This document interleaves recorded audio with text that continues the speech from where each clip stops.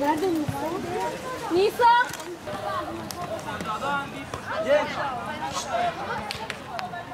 İki sene devam ediyor. 20 kız 20 erkekten oluşmakta. 8 sınıfları kapsamaktadır projemiz. Bu şekilde devam etmeyi düşünüyoruz. Kız 20 erkek öğrencilerden oluşan proje grubumuz bisikletleri Sağlık Bakanlığı tarafından gönderilen bisikletlerden oluşmakta. Ancak imkanı olmayanları bisikletlerden verdik. Geri kalan da kendi çocuklarımızın bisikletleriyle bu ihtiyacımızı gidermekteyiz.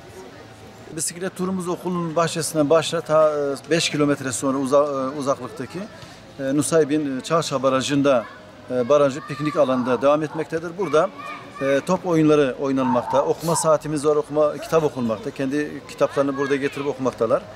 Aynı zamanda değerler eğitimi kapsamında her hafta bir değeri işlemekteyiz.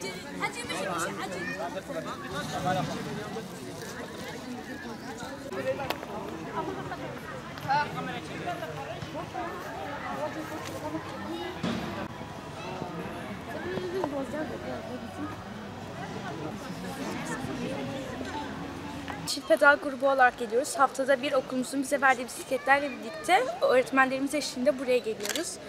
Ve burada birçok etkinliğimiz oluyor. Kitap okuma, yemek yapıyoruz, evden getiriyoruz. Burada arkadaşlarımızla sohbet ederek hem yemeğimizi yiyoruz hem de birçok sohbette bulunuyoruz. Ve değerler eğitimlerimiz var. Orada da birbirimize kelimeler soruyoruz ve birçok şeyi anlatıyoruz birbirimize.